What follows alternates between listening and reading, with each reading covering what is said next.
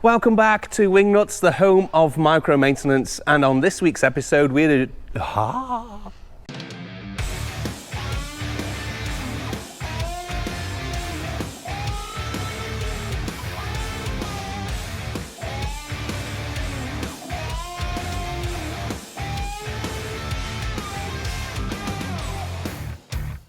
Welcome back, not that you went anywhere, but for us it's a new day, bit of a scorchio one, but windy. So what we're going to do today is crack on with skinning the wings. Now, we've done a few videos on wing skinning before, so if you are interested in those, go take a look. It can be quite a daunting task, and today I've enlisted the help of a friend. Really chuffed with the fuselage on how that's come out.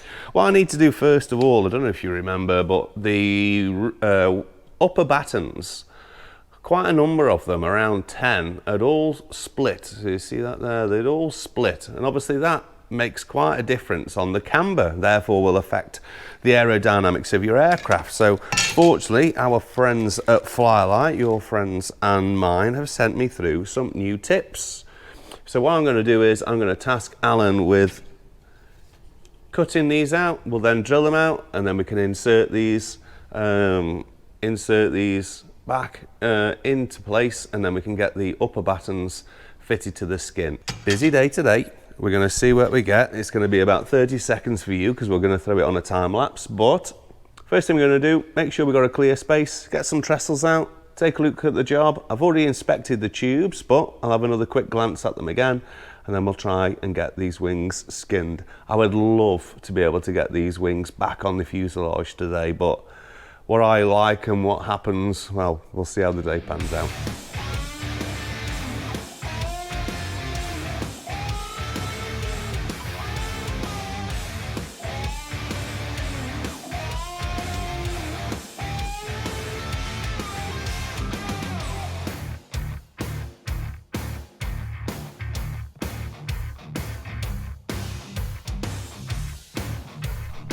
Well, that's a bit nerve-wracking, so welcome to the flight briefing room. Oh, sorry, wrong channel. So it's actually the second one of these I've done. It's called a, what's it called again? External filler. External filler and large bore balance pipe mod. HADS mod 33. I can tell I'm not used to this and not doing my own editing. So effectively, we take one of the original tanks out. It gets re-drilled to match the measurements in the HADS diagram and obviously the tank to make them level. Custom hole there, and we have to match that on their remaining tank, which will then go on this side, and all the parts are in the kit in here. Now the beauty is, because the skins are off, the last one I did was fully enclosed in a fiberglass Ninja. I can get fully around the tanks to make sure everything is sealed and correct. And we're literally going fuel pipe changes from end to end, so it's going to get all redone, balance pipes done, to make sure it's perfect, even down to the tank calibration. I hate tank calibrations because it takes forever, but yeah, this should make the external filling a lot easier. No more stinky aircraft with fuel inside. So Giles, seems to be a hive of activity around this plane today. What are you up to? We're doing controls and split pinning and making sure that every single split pin is fitted correctly, and in my mind neat and tidy, not just bent round. However, it's not the one to look at because I'm struggling to get it in.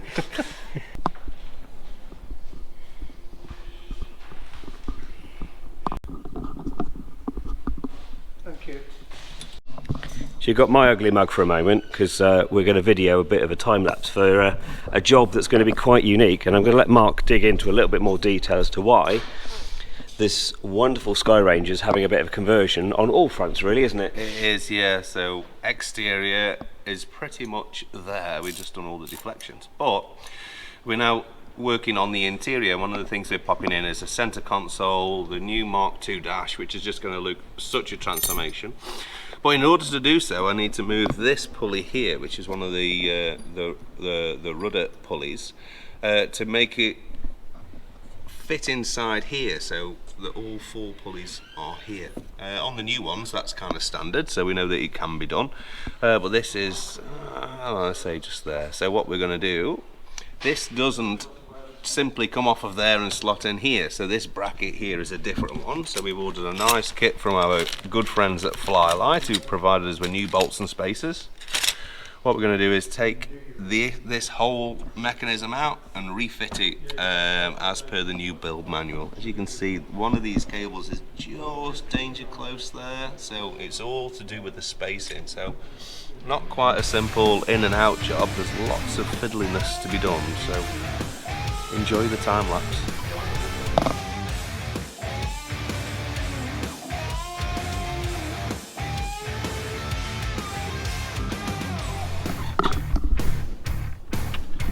Why is your head in the front of this aircraft? I love shoving my head in tight spaces. So this is where you appreciate taking the dash out as part of the of this particular install. But now we've put the new pulley block in, which is down that end. And someone put those split pins in really well. Someone was very, very efficient in part of the team, which is very good. We'll keep that one quiet, but well done, Giles.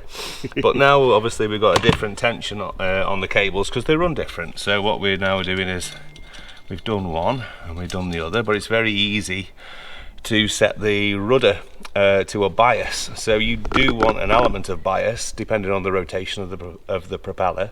What we're just trying to do is get an even tension. I hate sloppy control cables, so I'm just trying to work my magic to set this up on how I would like it. Do you like your job, Mark? I love this job, yeah. So here's one for you, for those who are skidding. When the fuselage comes from the factory, you get these holes which are there.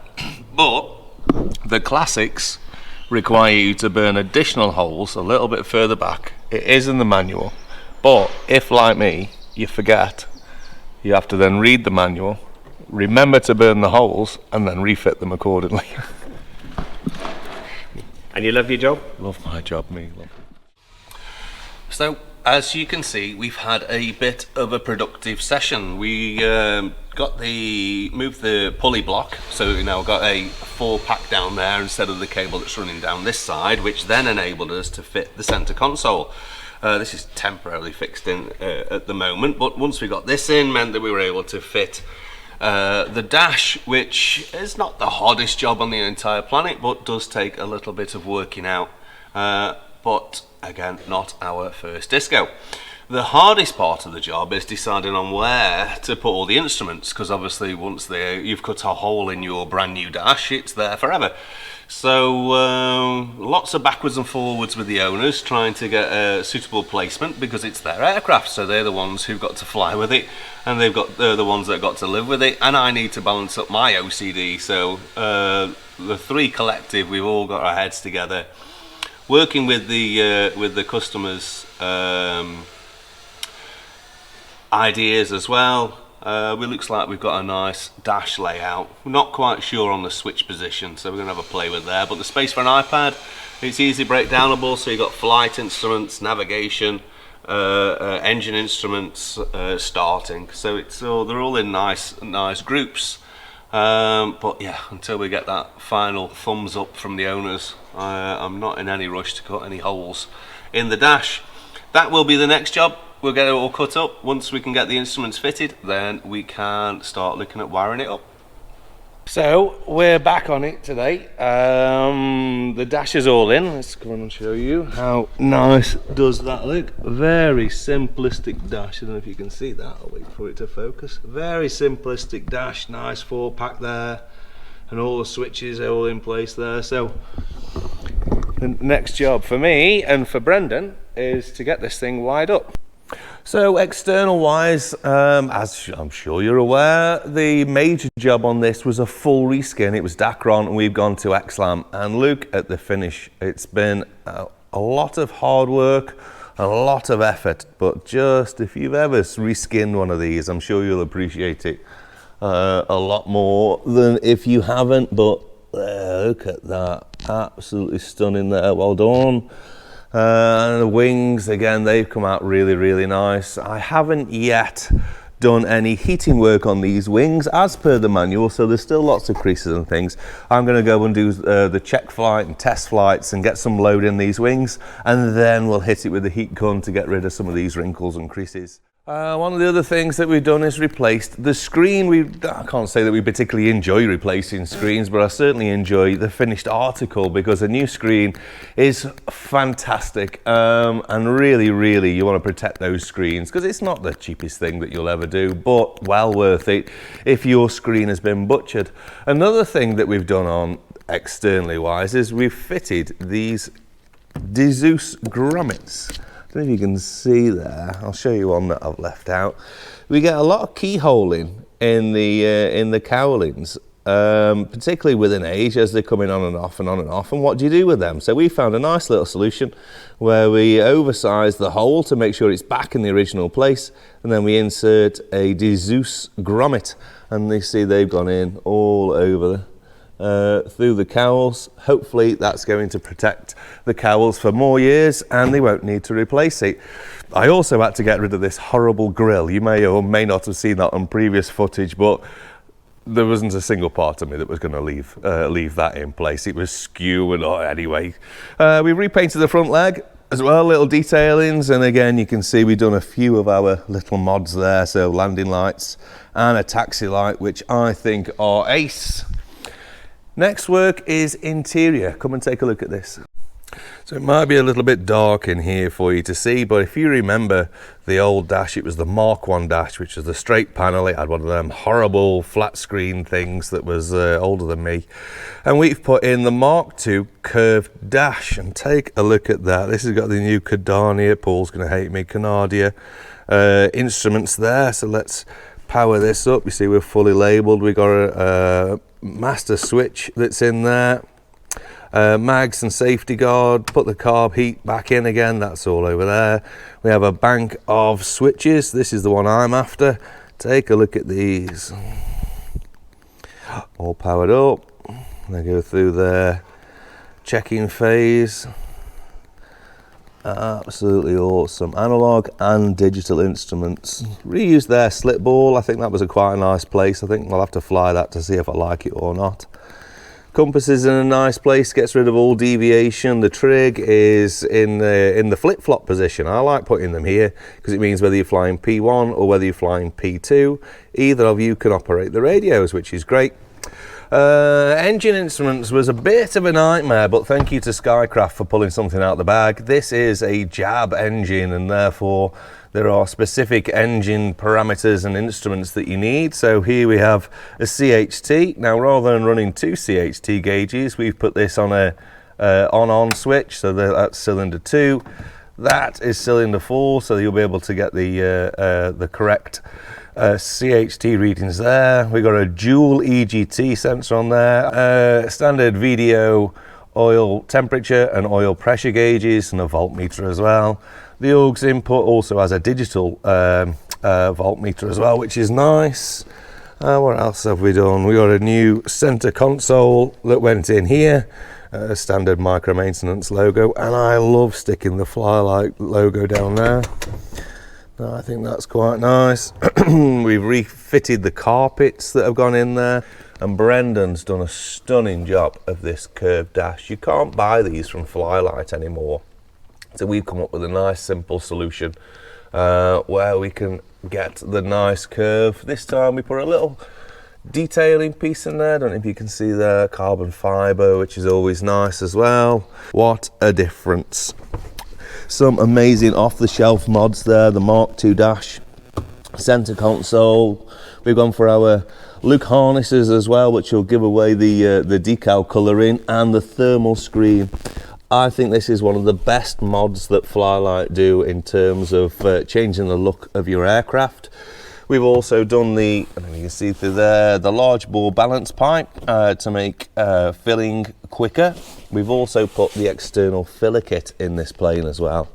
Wow, what a difference. So for me today, the job is getting the decals on. There's a lot of work to do on it first. I need to clean the entire aircraft, get it ready so it's receptive for the decals, and then I can crack on and try and get some work done.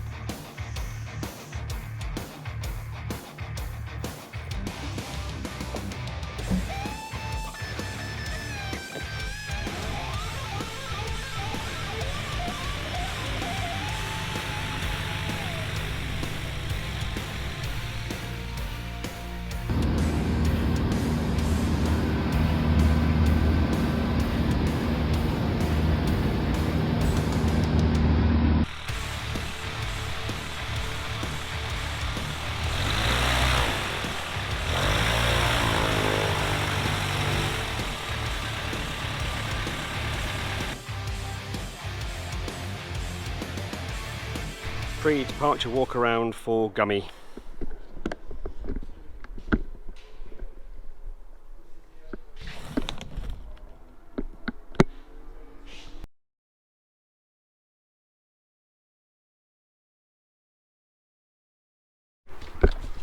What are you doing today, Mark? Taking over the world. Looks like you got a wingman today. Indeed. Where are you taking Gummy back to? Going back to Baxby. So you're basically the taxi driver today, aren't you? I am, that's right. I charge by the hour, not by the mile. Like an expensive Uber.